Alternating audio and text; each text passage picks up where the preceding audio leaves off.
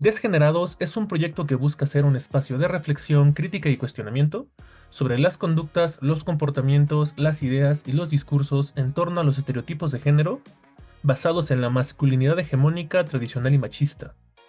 Como todo intento de reflexión y cuestionamiento, es perfectible de cometer erratas, mismas que se intentarán reducir al mínimo o en su defecto responsabilizarse de ellas. La postura y reflexiones de este espacio parten desde las ciencias sociales, la filosofía posmoderna, la perspectiva de género, los estudios sobre masculinidades y las prácticas narrativas.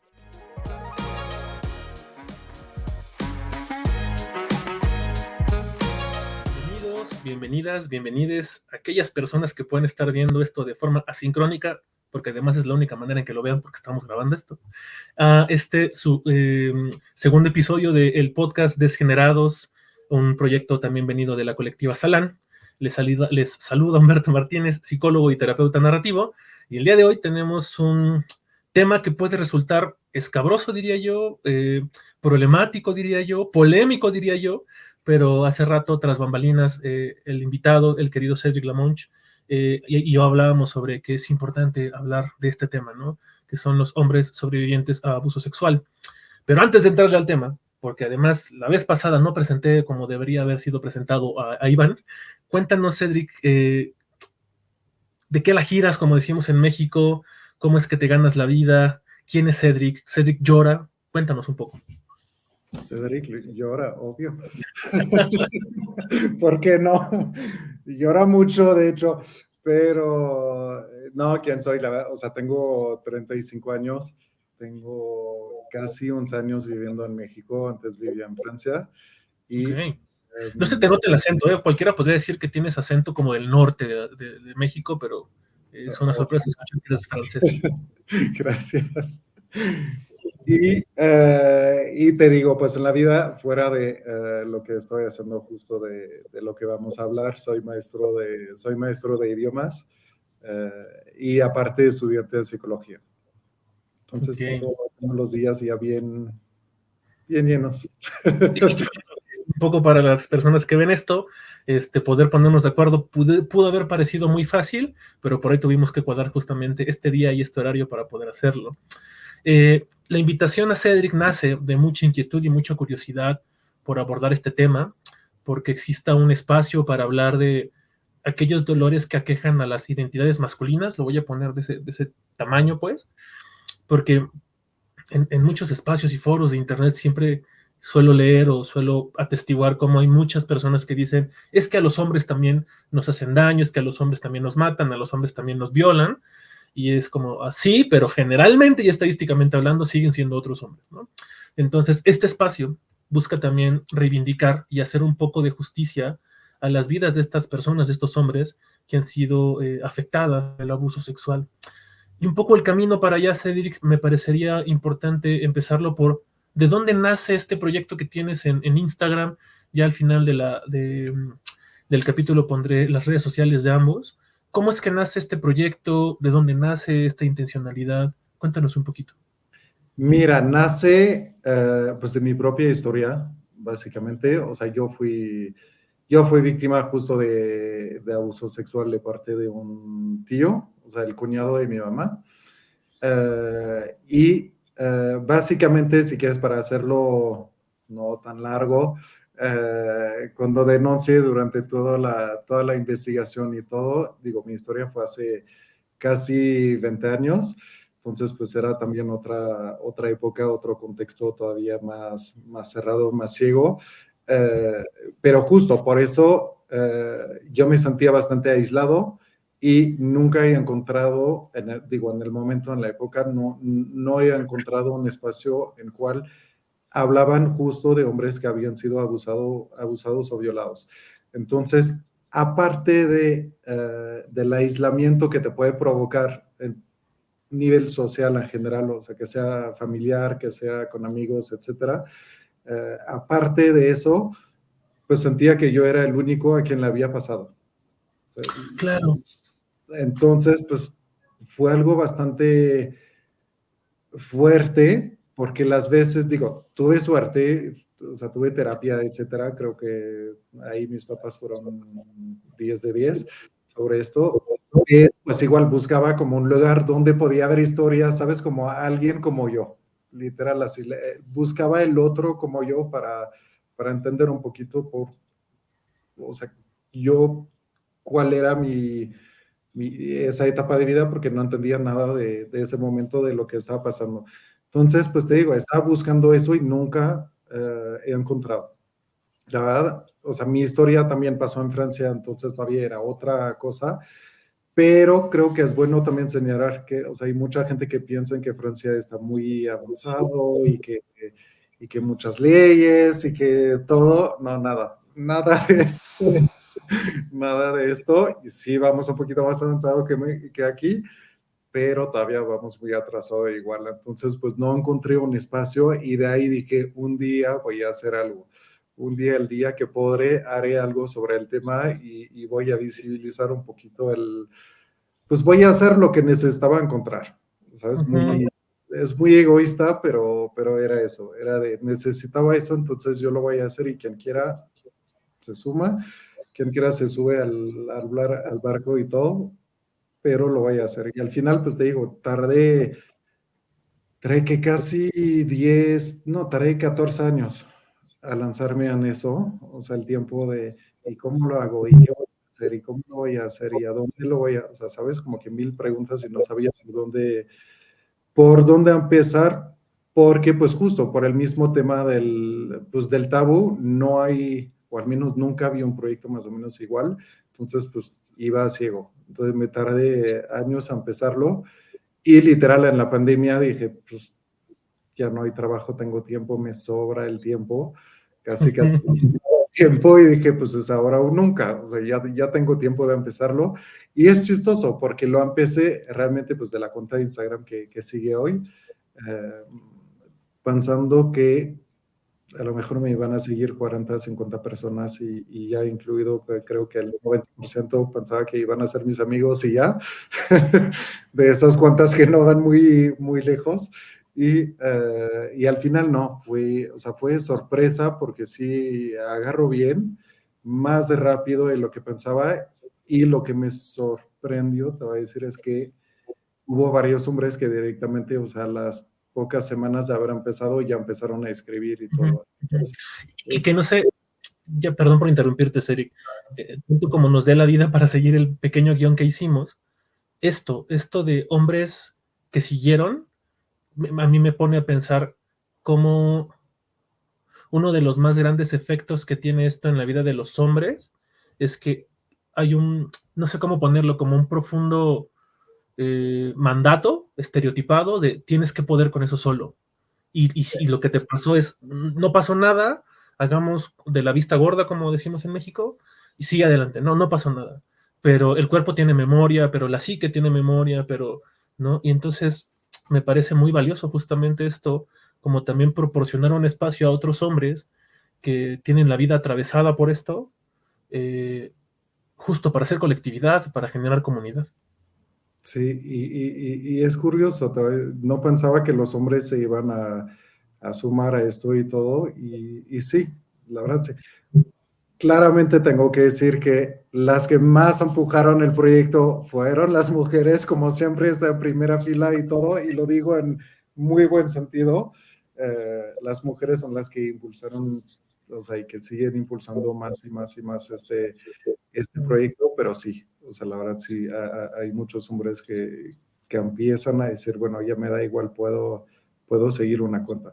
Es que justo de hombres, o sea, creo que va a ese extremo de que ni siquiera los hombres siguen la cuenta, creo que por todo el prejuicio que va con ese tema, ¿sabes? Como que y me ha pasado, te voy a decir rápido, una historia de un hombre que lo compartió, o sea, que compartió una publicación en sus redes y le escribí, como siempre, cada vez que alguien comparte algo, escribo a esa persona y todo porque así soy.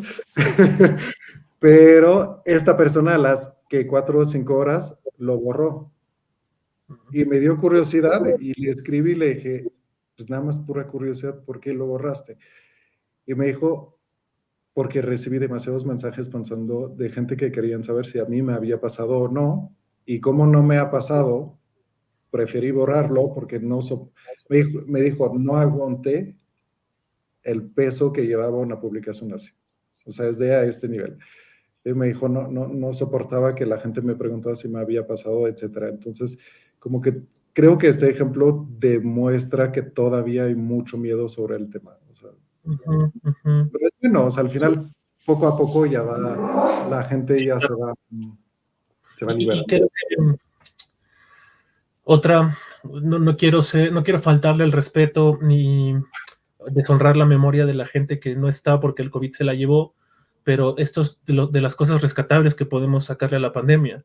El tiempo que podemos haber dedicado, no sé si decir mentes curiosas o corazones curiosos, inquietos, que de repente es como, bueno, hagamos esto, ¿no? Y un poco también en la pandemia nació el proyecto de Salán, pero y que creo que si alguien está interesado o interesada en saber más de esto, corrígeme si me equivoco, Cedric, por ahí hay una entrevista que te hizo el Universal, ¿cierto? Sí.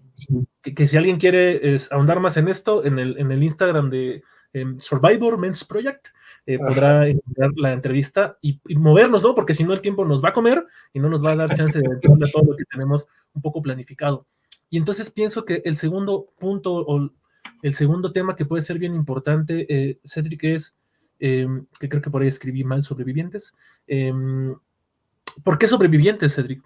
¿Por qué hablar desde ahí, no desde otros lugares como abusado, víctima? Cuéntame un poquito.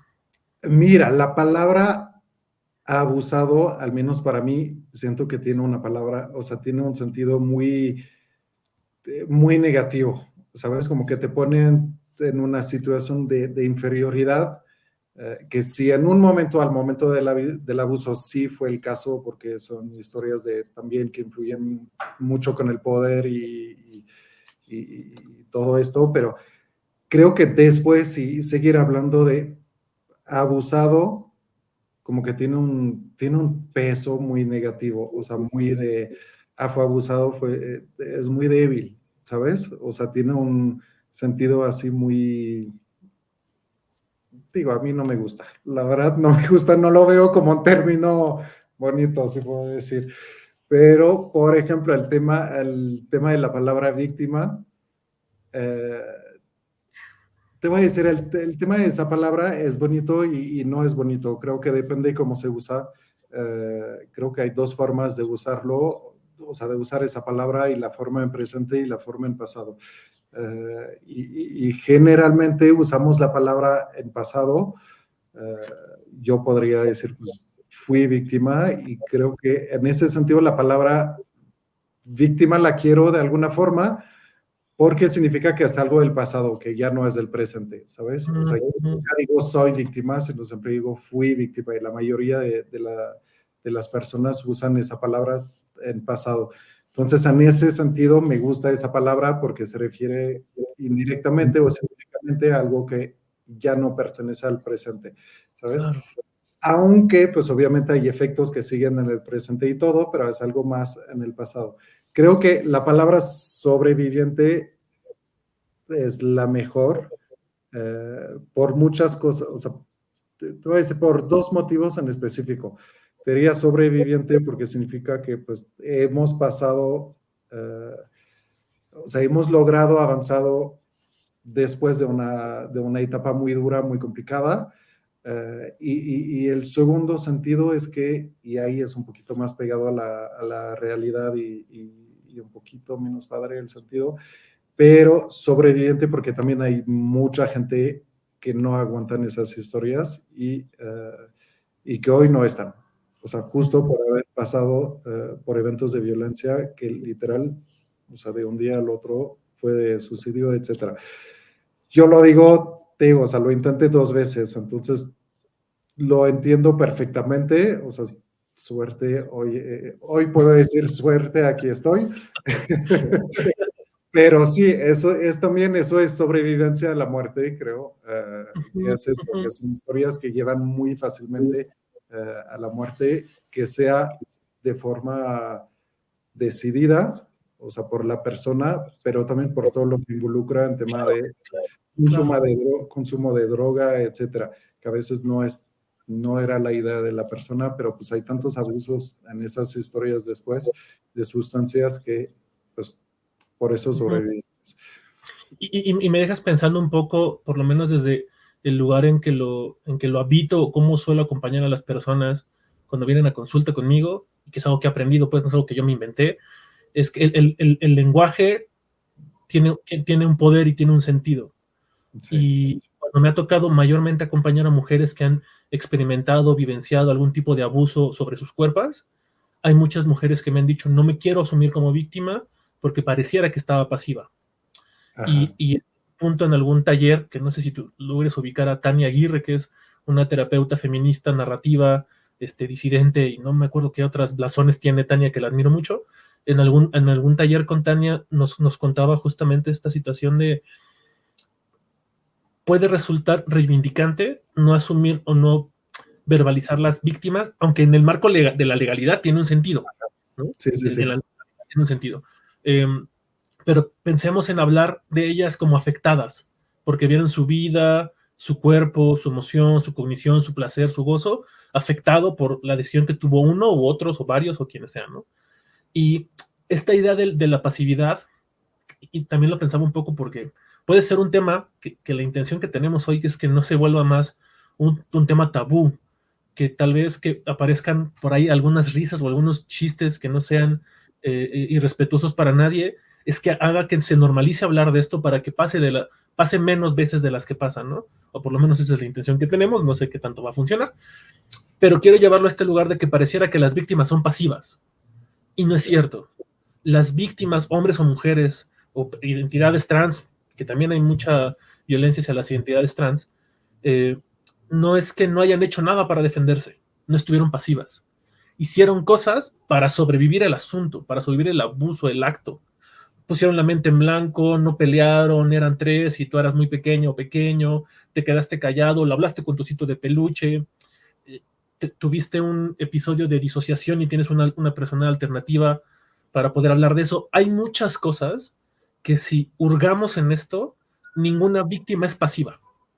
Si fue afectada y fue justamente abusada un poco en su poderío, en su identidad, por otra identidad, que generalmente es una persona adulta que tiene poder sobre esa persona, y ya si nos da tiempo hablaremos un poquito de eso, y que creo que sí puede tener un poder de reivindicación, que a las personas que han pasado por esto, que han visto su vida afectada por la violencia sexual, no las miremos como pasivas, porque no lo fueron. Y si son sobrevivientes, un poco como lo que nos cuentas, es que han puesto, no sé si mucho corazón, si mucho tiempo en terapia, si mucha mala suerte. Una querida maestra mía nos contó alguna vez una anécdota de una persona que intentó suicidarse y no lo logró y salió el chiste de hasta para eso eres mala. Pero eso ayudó a que esté acá, eso ayudó a revalorar cosas, eso ayudó a que tengas este proyecto que estemos hablando tú y otras personas, porque además no dejo de pensar en que si los hombres hegemónicos, machistas, castrados emocionalmente, como dice Coral Herrera, de por sí no hablan de sus emociones y sus sentimientos, menos van a hablar de esto y se los va a comer. Y no es que hayan, ponerlo en su justa dimensión, y no es que deciden suicidarse, es que el suicidio es un efecto del abuso. Sí, exacto. Y entonces poner esto en palabras, a ver cómo nos va con YouTube y qué nos dice YouTube después, ya te diré. Es necesario ponerlo en estas palabras porque el lenguaje está vivo, el lenguaje genera realidades y demás. Ya me apasiona un poco. Frente a esto, ¿qué opinión tienes al respecto, Cedric? ¿Lo secundas? Si no, viene un regaño porque dije alguna cosa que no iba. Cuéntame. No. Ningún regaño, pero sí, o sea, creo que el punto aquí o sea, justo esos, de los hombres que no hablan y esa parte, creo que, o sea, en lo que dijiste hay dos puntos que me llaman la atención. La primera, sí, es la parte de los hombres que todavía no sabemos expresar. O sea, entonces, si en la vida de día a día no sabemos expresar cuando es algo tan grande como una situación de abuso, menos vamos a saber hacerlo. Y tú lo sabes, para expresar las emociones primero las tenemos que identificar. O sea, si no, no las podemos expresar. Y si en la vida diaria no sabemos identificar las emociones que sentimos, te lo juro que en situación de abuso es otra dimensión. O sea, pero es otra dimensión de ni siquiera sabes lo que sientes. O sea, sabes, te vas en otra, o sea, la verdad te vas en otro mundo. Es muy raro porque, y justo va con esa parte de las víctimas pasivas que no se mueven, que no hacen nada, que no se intentaron escaparse, etcétera, etcétera. Creo que va un poquito de la mano con eso en que justo en el momento del abuso hay un momento que lo voy a explicar en palabras simples para la gente y muy básicas, pero amo esa imagen de al momento que sientes que estás en peligro y en ese tipo de peligro en específico, tienes el cerebro que hace cortocircuito. O sea, son Sí, tantos alarmas de todos lados que hay un momento el cerebro se quiebra de alguna forma, o sea, de forma temporal, pero se satura de miles de mensajes y entonces te pones en modo automático, y cuando digo modo automático es modo sobrevivencia, perdón.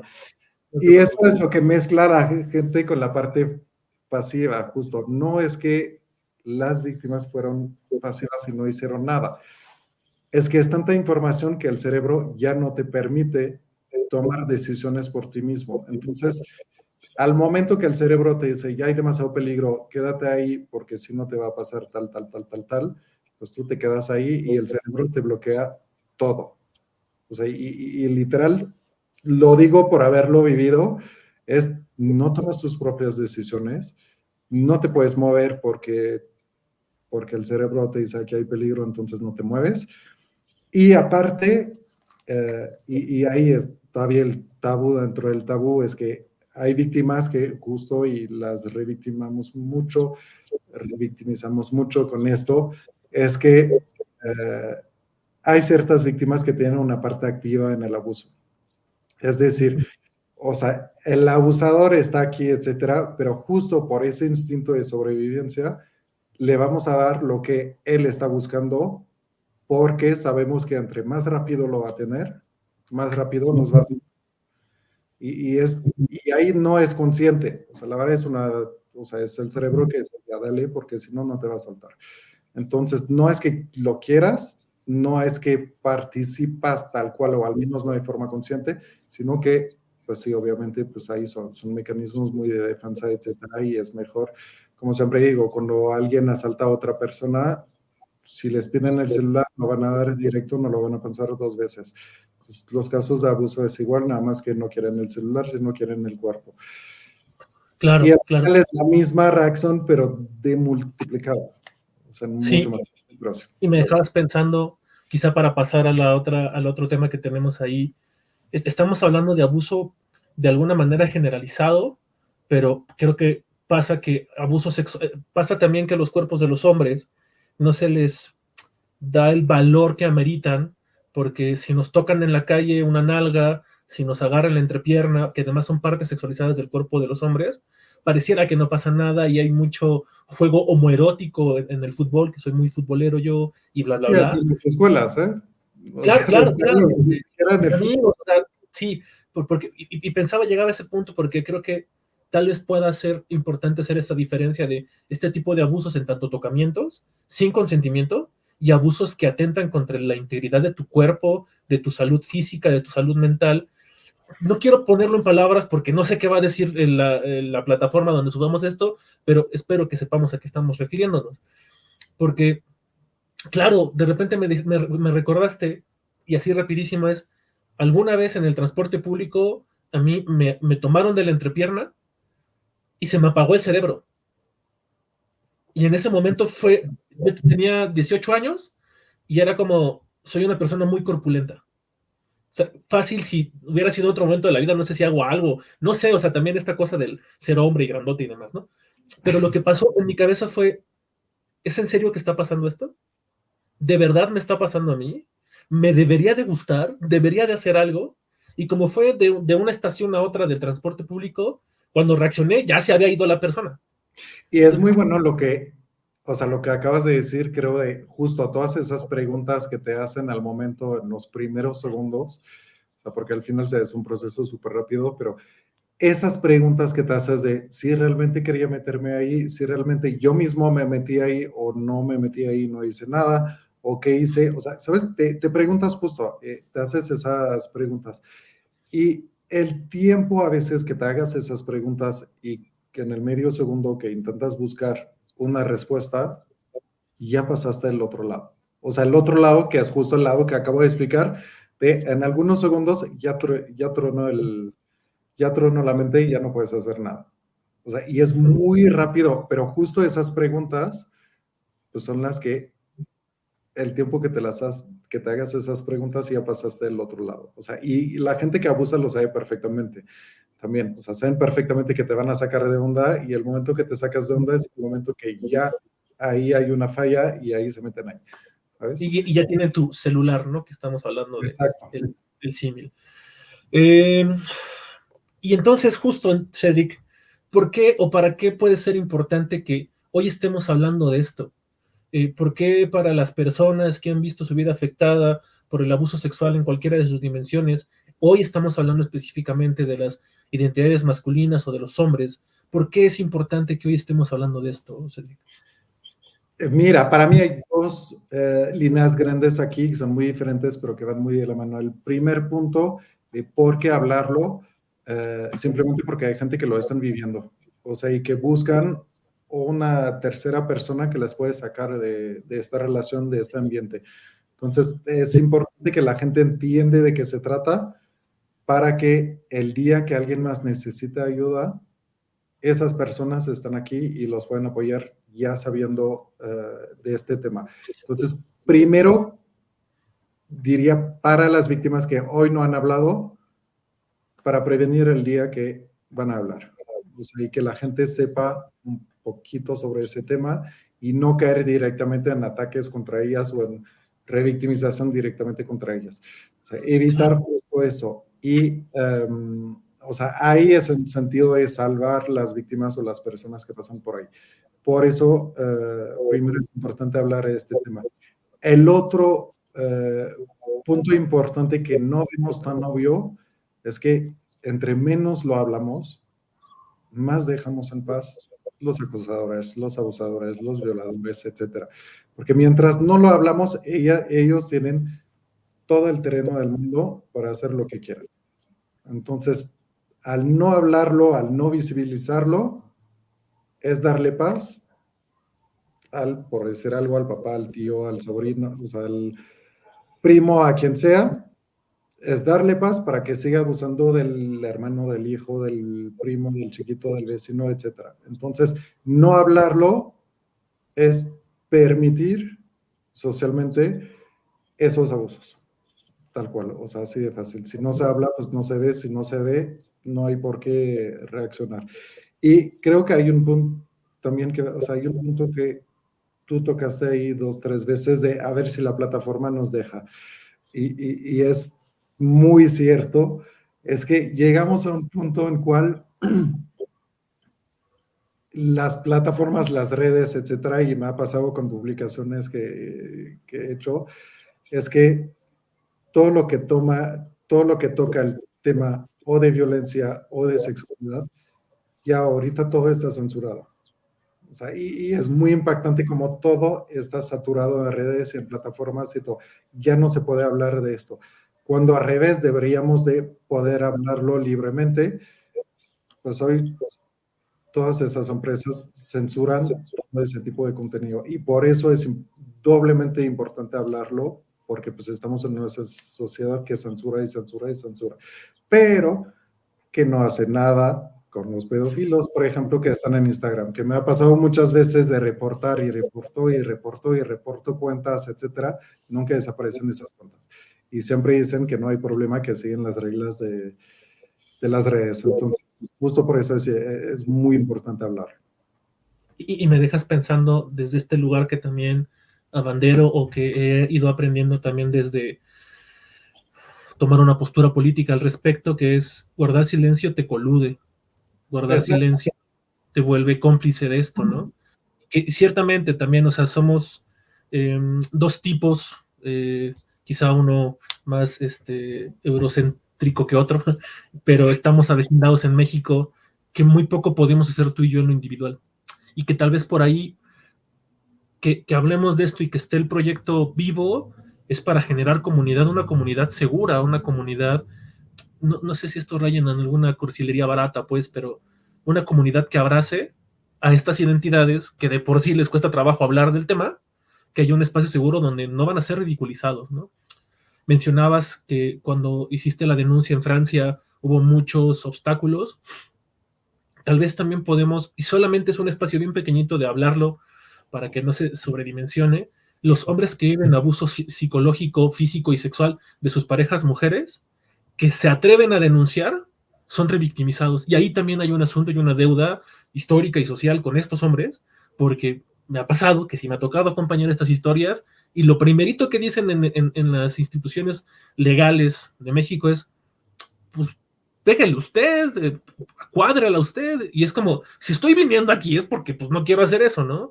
Y falta mucho también de, no sé si sea justicia social, si sea un sentido social, no sé si sea un asunto como lo han Es de todo. conceptualizado, Creo que es de todo. como lo conceptualizan las compañeras feministas, es un asunto de no poder cerrar la brecha, la deuda histórica y la brecha de género, bla, bla, bla, bla, ¿no?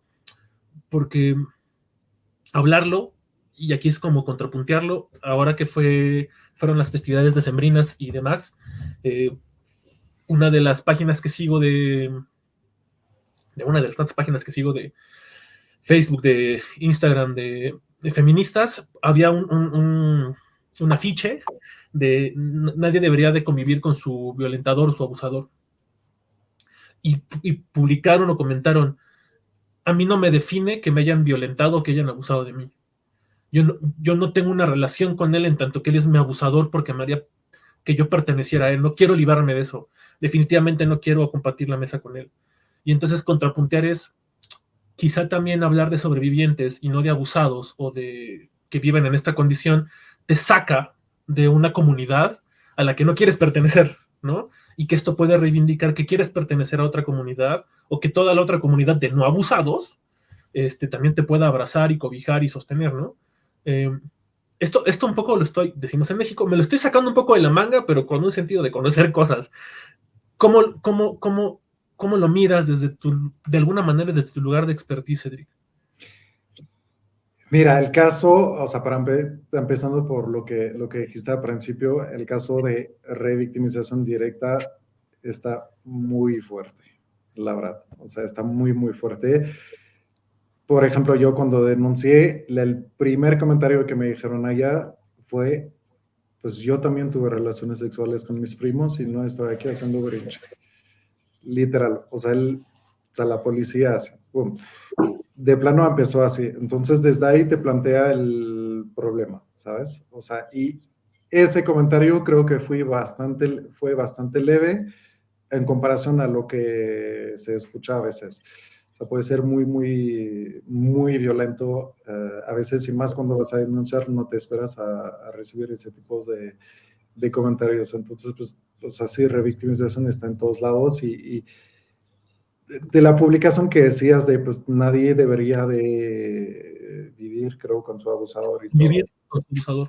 Ajá, creo que es muy fácil decirlo, es un poquito más complicado ponerlo en práctica.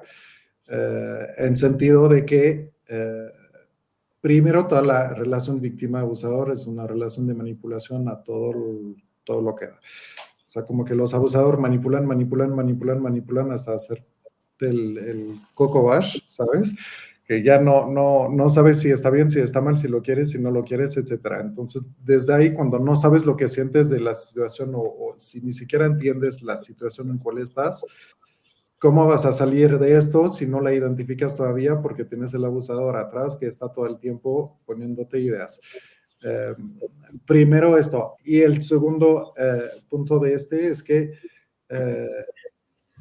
sí es muy complicado salir cuando son casos que pasan en familia, cuando son adolescentes, que es con el tío, con el papá, con el vecino o hasta con el hermano. Hay casos con hermanos, hay casos con primos, sí, a veces, o sea, hay gente que no tienen de otra, literal. O el niño de 10 años, ¿qué vas a hacer? La niña de 3 años, qué va a hacer? si no es convivir con el abusador porque el abusador es el amigo del papá o alguien así. O sea, creo que es una frase que sí tiene muy buena intención, es muy cierto, pero en la práctica es muy complicado y es mucho más complejo de nada más aceptar vivir o no, que al final no es tanto una cuestión de aceptar o no, sino de si se puede salir o no. Y regresamos al punto de si hay gente afuera listas para recibir a esas víctimas también. O sea que también es un punto importante y creo que la gente tiene que entender hoy es que ese tipo de violencia o cualquier violencia, como decías, que sea física o psicológica, no es una cuestión de ganas de si quieres o no quieres salirte de esto. Y es un tema que todo el mundo debería de tomar en cuenta porque si la gente no habla es porque siente que la gente pues, no está lista a recibir su historia. También voy a decir Claro. algo muy fuerte, pero al final creo que todos somos muy culpables de la situación de ahora, justo por Y, eso. y me dejas pensando que tal vez podamos irnos para allá en los últimos 10, 15 minutos de este espacio, porque me ponía a pensar, ¿el abuso es algo que podamos prevenir? Y si es algo que podemos prevenir, ¿cómo? Y no sé si son diferentes niveles, y estás hablando de uno, que es un nivel social, de estar sensibilizadas las instituciones y sensibilizadas las personas para poder ser cobijo y no patíbulo, como este lugar en donde se cuelga, es la horca, ¿no? Eh, eso lo pienso de bote pronto, Cedric, pero ¿cómo podemos prevenir desde qué niveles, desde qué lugares, desde qué militancias podemos hacer algo para prevenir los abusos sexuales? Hoy específicamente hablando de abusos sexuales que ocurren a niños, que ocurren a adolescentes, que ocurren en las vidas de los hombres. Mira, para empezar con los niños, creo que la mejor forma de prevenir esto con los hijos, en específico con los hijos, es que yo soy muy a favor de hablar de sexualidad con los niños desde una edad muy temprana. Es un tema muy polémico porque hay gente que dicen que los niños son demasiado jóvenes para tocar esos temas, etcétera. Sí, lo puedo entender, pero el otro lado, lo que no nos damos cuenta es que los niños son los primeros, o sea, están en primera fila para acabar siendo víctimas. Entonces, si no les hablamos de todo esto, otra vez damos oportunidad a todos los agresores, porque dejamos a los niños sin la información que necesitan y sin saber que no se puede hacer tal o tal cosa. Yo digo, para los niños, yo desde no sé qué edad, pero entre más temprano mejor. Que obviamente hay palabras para explicarlo, o sea, hay libros, hay dibujos, hay cosas así. Nos habla igual con un niño de 3 años que con uno de 15, pero sí. Sí, sí, sí, sí. Y solamente hacer una acotación, no sé quiénes puedan estar viendo esto, pero también en labores de educación sexual que puedo llegar a tener cuando me toca trabajar con adolescentes, no voy, la sensibilización o la reeducación con perspectiva de género incluso, no es darles el Kama Sutra y enseñarles cómo hacerle para que tengan orgasmos múltiples o squirts y demás. Y por ende no vamos a decirle a los niños y a las niñas de 3 años que una cosa va dentro de la otra, si es que eso da placer o no. Se va a hacer algo Exacto. acotado a la edad para que sepan, ¿no? Incluso desde, no sé si esa experiencia Es la de has tenido. fomentar la propia imagen que tienen de su cuerpo. O sea, Eso. desde ahí, Sí, sí, así sí, de sí, sí. simple puede empezar ahí. Un poco como en el paréntesis, como haciendo esto un poco chistoso, pero sí, pero no. ¿Qué palabras ocupan en Francia para hacer alusión al pene de los niños? Aquí decimos pajarito, pipí, Igual. pero Pajarito, igual, pero la versión francés, o sea, en francés, pero sí es la misma claro, palabra. Nunca y que entendí por qué pajarito, pero sí. no sabemos. Y que sí, quizá la educación sexual para infancias va desde nombrar las partes del cuerpo como se nombran, ¿no?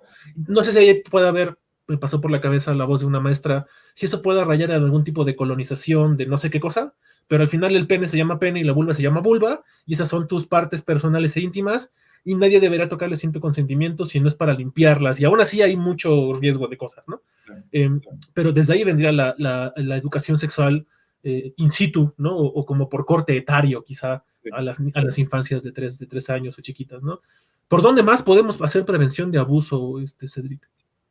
También en tema de, creo que el consentimiento la gente no lo tiene muy claro. Desafortunadamente todavía no sabe o no entiende bien hasta dónde sí hay y hasta dónde ya no hay.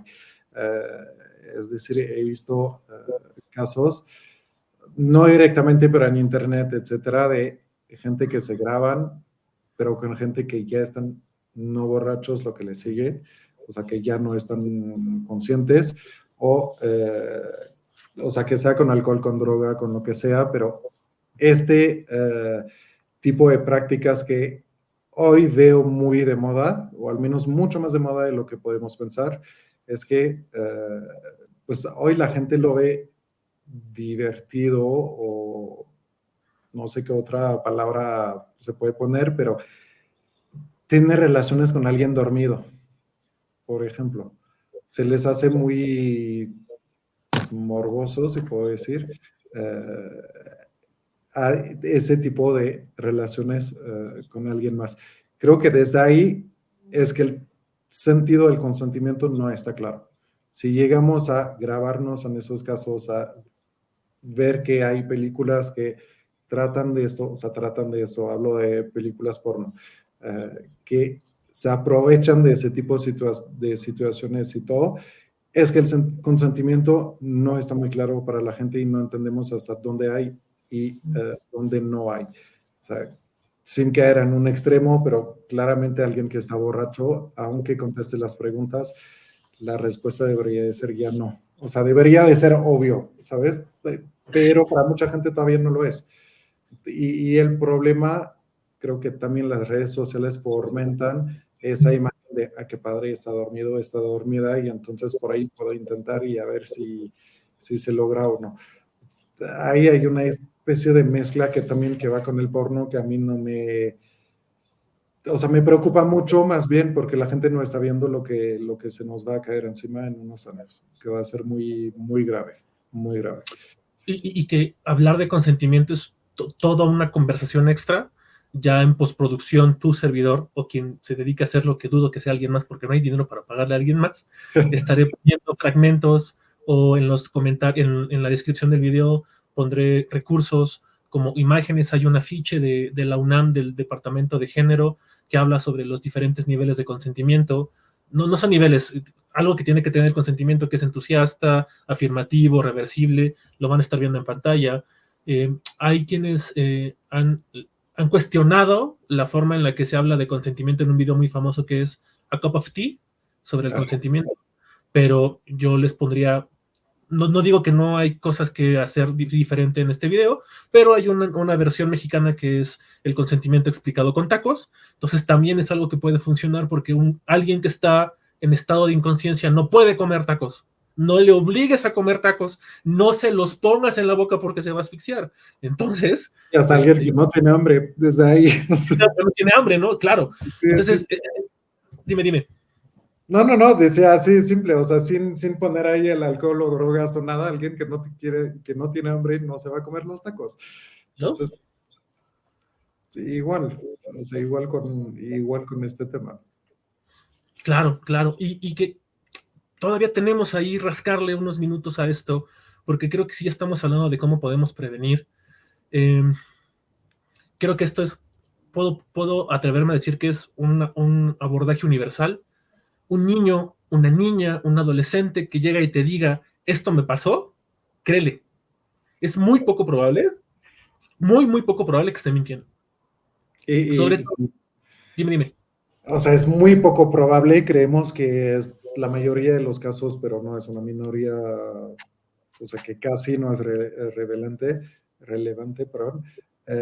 Y, o sea, yo siempre digo, prefiero creer a una falsa víctima que creerle a un abusador real. Entonces, o sea, ahí está la diferencia. Prefiero equivocarme y creer a alguien que por X o Y motivo hizo un testimonio falso, a poner en duda la palabra de una víctima que sí realmente lo ha vivido. Y entonces pues, tomar el lado igual del abusador. Como dices, son casos mínimos. igual como el caso de las víctimas, hablan por dinero. No, o sea, ahí es otro tema que no me va a dar tiempo de tocar realmente, pero no, o sea, no denuncias por dinero. Hay formas mucho más fáciles de tener dinero que meterte en este tema, Ujú. honestamente. Eh, pero sí, siempre mejor con la duda, es mejor creer a la víctima. Todo el mundo puede tener duda, pero con la duda es mejor creerle a la víctima. Ujú, ujú. Y que quizá un poco desde los lugares de expertise que habitamos, que habito yo, si un niño de 3 años al que nunca se le ha hablado de sexo, de sexualidad, de erotismo, de tocamientos, llega y explícitamente te dice, pasó esto así, así, así, cómo lo supo, dónde lo vio, es algo que seguramente le pasó, ¿no? Un poco para no irnos sobre que sí, todas las personas que ven su cuerpo afectado por la violencia sexual, sí, hoy estamos hablando un poco, no sé qué tanto se pudo haber hecho hincapié en que estamos hablando de hombres que han sido abusados, que han sobrevivido al abuso sexual, ¿no? Y justo creo que para poder terminar, lejos de que también pueda haber algunos, pues no sé si sugerencias, invitaciones, tips de algo, eh, ¿qué importancia o qué relevancia tendría justo visibilizar las prácticas de manipulación que tienen estas personas que abusan? Porque por ahí en las historias del proyecto recientemente publicaste algo sobre grooming. ¿Qué es el grooming? ¿Por qué sería importante hablar de eso? Entrémosle por ahí para ir terminando, Cedric. Mira, el grooming se enfoca ahí sí más en los niños, o sea, en los chiquitos. Es una forma de manipulación que se da en general por internet y es algo muy fácil de entender de alguna forma y al mismo tiempo complejo, pero en las líneas grandes va a ser un adulto que se puede hacer pasar por alguien más joven, también no es a fuerza dando su identidad real, pero que va a empezar a hablar con un menor de edad. Entonces, va a empezar a hablar al principio, lo va a hablar muy, o sea, va a hablar con él de una forma muy X, si puedo decir, o sea, de cómo estás y cómo te fue, y etcétera. Nada grave o nada que debería de llamar la atención. El problema es que justo en esa primera etapa, pues lo va a poner en confianza, o sea, va a poner el joven en confianza y poco a poco va a buscar que el joven o la joven empiece a confiar cosas, a decirle qué pasa con los papás y cómo está en casa y que tiene problemas en la escuela, etcétera. Entonces, el adulto ahí se va a agarrar de todo esto porque le va a hacer su perfil así de no son psicólogos, pero va a empezar a hacer un tipo perfil psicológicos del niño o de la niña. Y de ahí va a encontrar fallas. Es decir, si ve que hay problemas con los papás, ahí va a empezar a ver, ahí tus papás checan la compu, por ejemplo, etcétera. Va a empezar a ver en dónde... Va a empezar como a buscar huecos para colarse. Exacto. Exacto, y van a empezar de, ay, tú estás hablando desde el celular o desde la compu, y quién tiene acceso a la compu, y quién puede ver tu celular. Entonces, ahí van a empezar a medir el riesgo de qué adultos me puede cachar, básicamente. O sea, básicamente es lo que hacen, están midiendo el riesgo que están tomando. Y una vez que hay todo esto realmente bien implementado, ya van a empezar a tocar temas de sexualidad. Primero lo van a hablar, generalmente son discusiones así de indirectas, directas y poco a poco ya mucho más directo, hasta el punto de ya pedir fotos, ya pedir videos o hasta el punto de ya intentar organizar un encuentro. No es necesario decirlo, pero el encuentro no es para ir al cine ni para caminar en el parque. Creo que ahí está claro a dónde va el encuentro.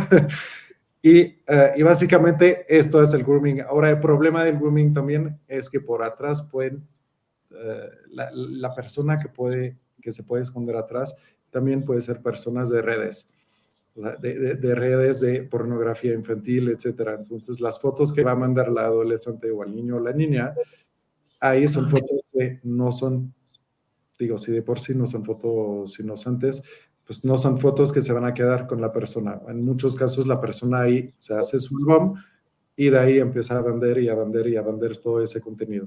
Entonces, pues ya podemos adivinar los riesgos que tiene esto y todavía más si aparece la cara del niño o de la niña.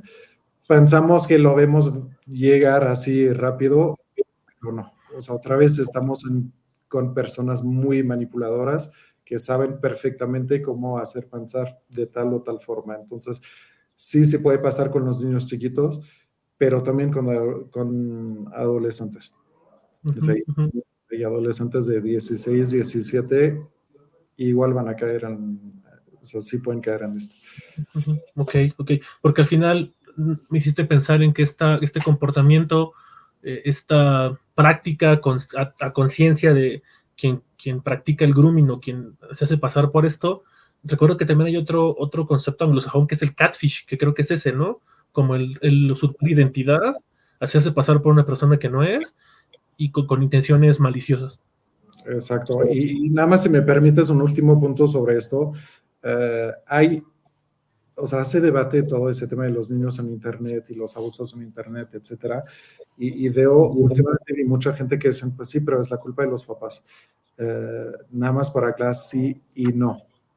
O sea, sí, los papás también son responsables de educar a sus hijos con esa tecnología, pero también hay muchas plataformas que dejan hacer, que no tienen el control suficiente para esto.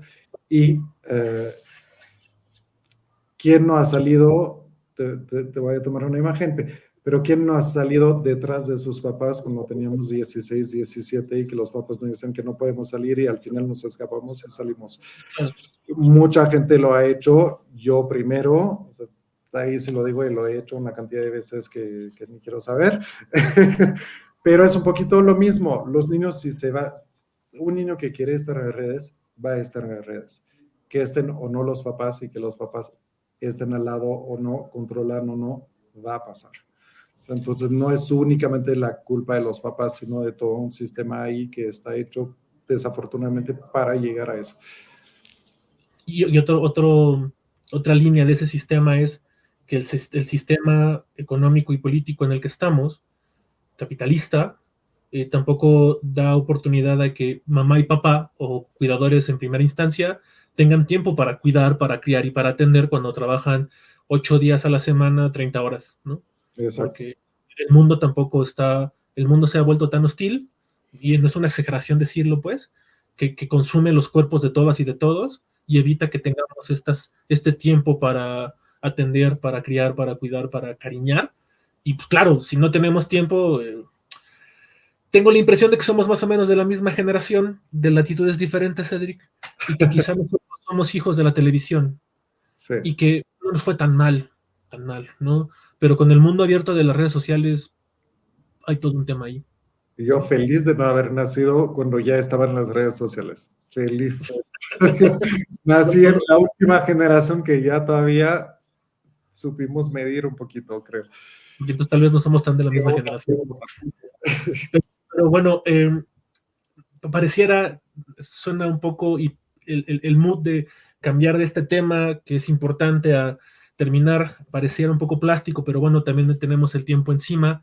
Seguramente habrá cosas que se quedaron en el tintero, querido Cedric, y esto solamente es pretexto para tener una nueva conversación en un futuro, y en una de esas, tal vez me voy a morder la lengua un poco por lo que decía, al más puro estilo del universo cinematográfico de Marvel, vamos a hacer un ensemble contigo, con los demás compas que estoy invitando para poder hablar de algo, desde las diversidades, desde los hombres que han sobrevivido al abuso sexual, desde un montón de situaciones, y estaría bien cool hacer ese conjuntarnos todos, sí. Porque si bien es cierto, en México sí hay proyectos de círculos de reflexión, proyectos que abordan o trabajan la deconstrucción y demás, uno más no hace daño, y que tengamos la multiplicidad de voces nos puede ayudar a todos, si somos heteros, cis, no, lo que sea, porque al final queremos hacer cosas diferentes, ¿no? Entonces, Cedric, ¿cómo te buscan o cómo te encuentran en redes sociales? Mira, en Instagram la cuenta es Survivors Men's Project, así en una palabra. Eso es en Instagram. En Facebook hay las 3 palabras por separado, Survivors Men's Project. Y en X o en Twitter es SMPCDMX.